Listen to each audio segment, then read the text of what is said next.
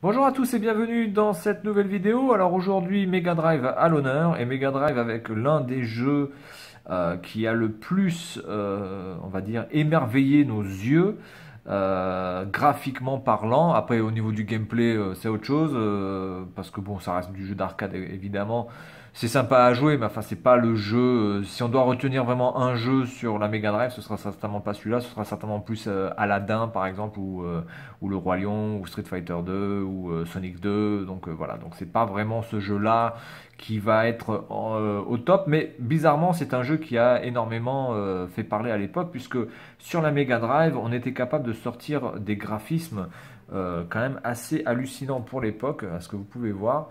Une vue de cockpit, voilà, d'intérieur de Formule 1, voilà, des polygones en 3D, des voitures bon, assez mal modélisées, il faut quand même le reconnaître, mais pour l'époque c'était quand même une révolution. Alors moi bizarrement, graphiquement parlant, c'est vrai que même à l'époque, j'ai pas été soufflé graphiquement, parce que bon évidemment si vous aimez les voitures etc, vous regardez ça, vous vous dites putain on est quand même très loin.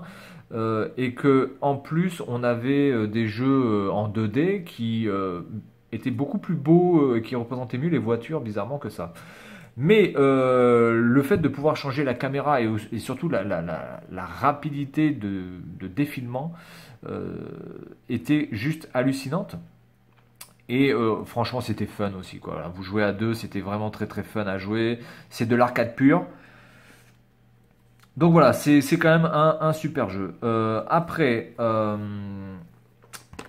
sur l'intérieur, alors vous pouvez voir déjà la cartouche qui est beaucoup plus grande, hein, qui doit faire à peu près 30% de plus en volume, hein, parce que bon, une cartouche de Mega Drive ça fait à peu près ça. Là vous avez à peu près 30% à vue de nez, 30% de plus, où se cache évidemment tout le système pour faire fonctionner le jeu, parce que la Mega Drive à elle seule ne peut pas faire fonctionner ce jeu, comme un petit peu Star Fox sur Super Nintendo, hein. La Super Nintendo à elle seule ne pouvait pas faire fonctionner ce jeu.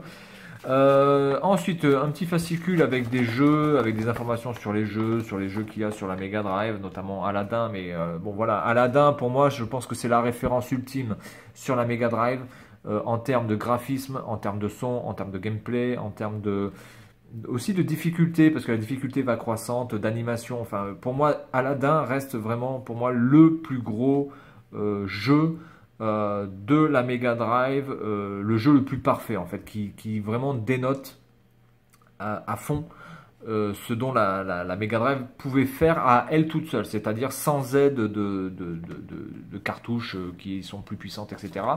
Vraiment uniquement la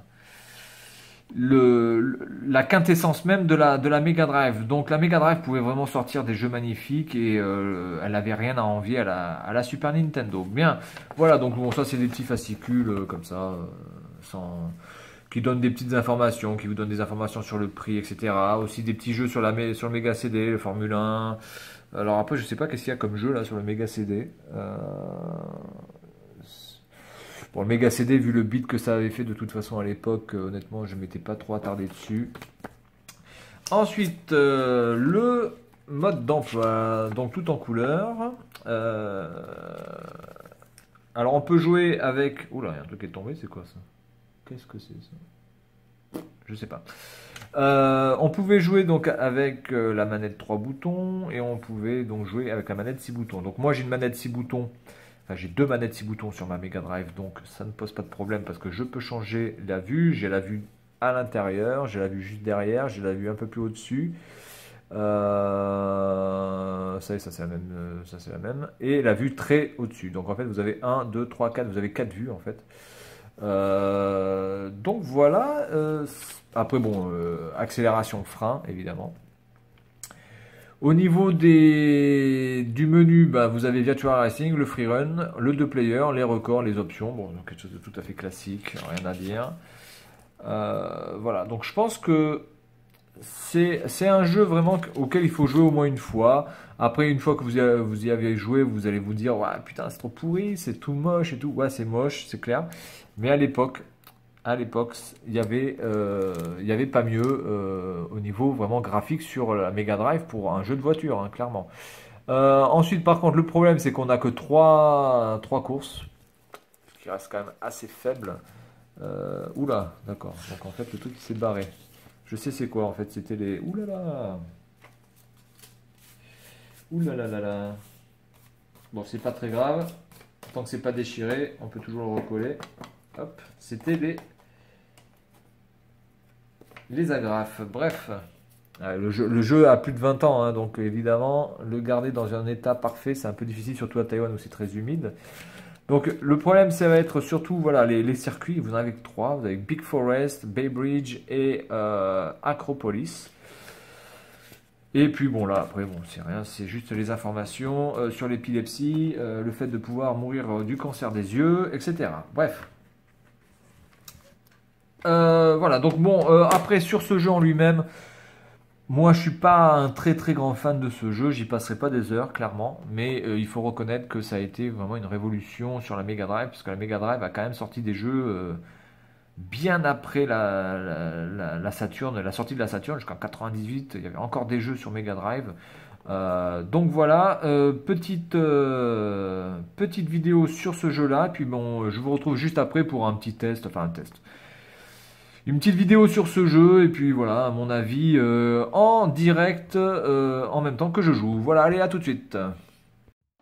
Bonjour à tous et bienvenue dans cette vidéo où donc je vais jouer un petit peu à Virtua Racing. Allez, on est parti. Alors, dans les options, est-ce que c'est que en anglais ou est-ce que c'est en japonais? Oui, les options. Bon, je vais me mettre en normal, BGM. On s'en fout. C'est contrôle. Donc moi je suis en mode 6 boutons, accélération c'est le B, le frein c'est le A, et puis ensuite on a les vues 1, 2, 3, 4 qui sont sur les boutons X, Y, Z, C. On peut changer aussi les vitesses, mais moi je vais pas jouer en manuel par contre. Donc il y avait Runout, celui qui tient la chaîne Retro Gaming à Papa, qui avait joué je crois en mode arcade, en plus avec le volant et tout, lui comme un fou. Donc moi je vais faire mon gros clochard et je vais jouer en mode automatique, en mode normal, voilà. Parce que je suis une grosse flemmasse et que c'est tout. Donc je vais jouer en beginner. Parce qu'en même temps, je suis pas non plus une star à ce jeu, donc je vais pas trop me la raconter. Voilà, donc vous pouvez voir ici les gens qui me changent les roues, ils sont gentils. Allez, c'est parti. Alors par contre, je vais prendre voilà, une vue comme ça plutôt. Même si c'est pas la vue qui rend le mieux la vitesse, clairement c'est la vue qui me permet le mieux de voir la course. Ah oui, mais par contre...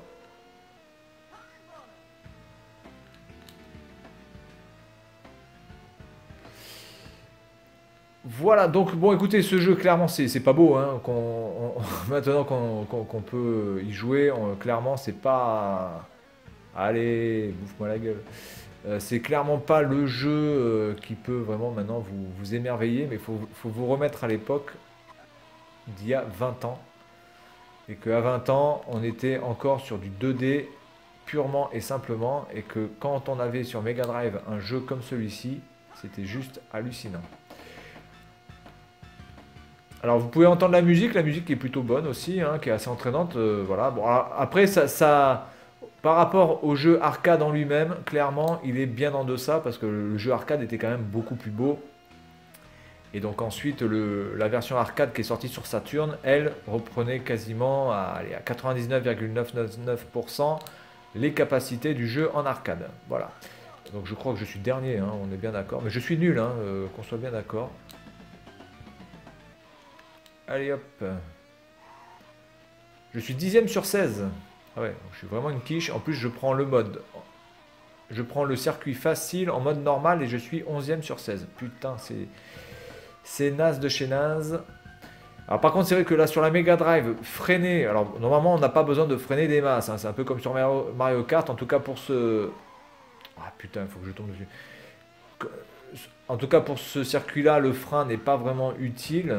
Après, pour le circuit un peu plus... les deux autres circuits, certes, le frein va être très utile. Mais je trouve que le bouton A pour freiner et le bouton B pour accélérer, du coup, c'est pas du tout... c'est pas très, comment dire, comment on dit, c'est pas très ergonomique, voilà. Donc, et en plus, il faut que j'arrive à parler en même temps. Putain, je suis toujours 11e sur 16. Et je suis assez loin de l'écran de télé, donc en plus, c'est un petit peu difficile de voir où je vais. Et je vais bientôt perdre parce qu'il reste que 7 secondes.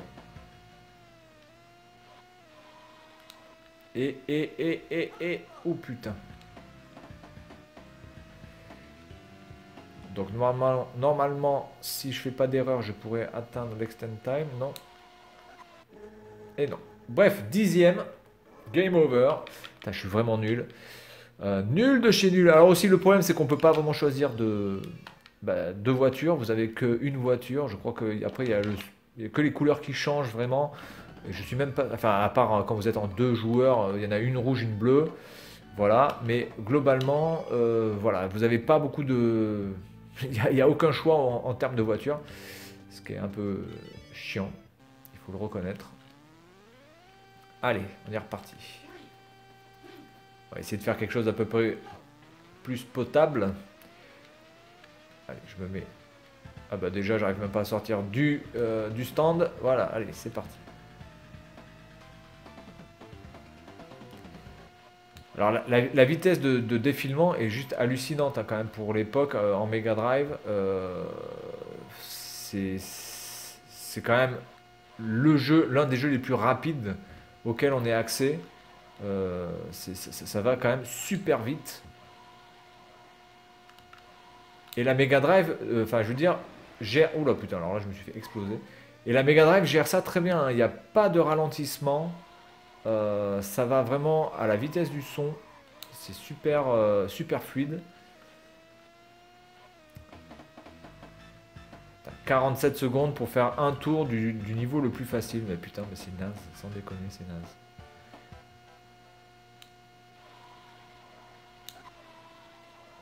Alors, moi, je n'y avais joué qu'en arcade avec le volant.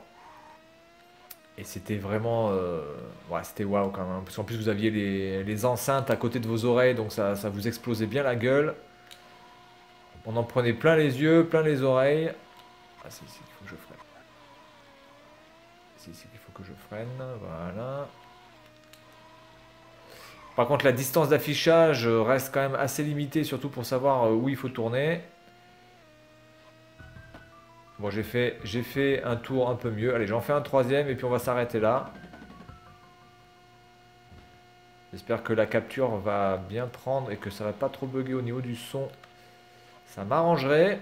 Parce que j'ai pas envie de faire encore du son en post-production parce que je trouve que ça dénature le live justement.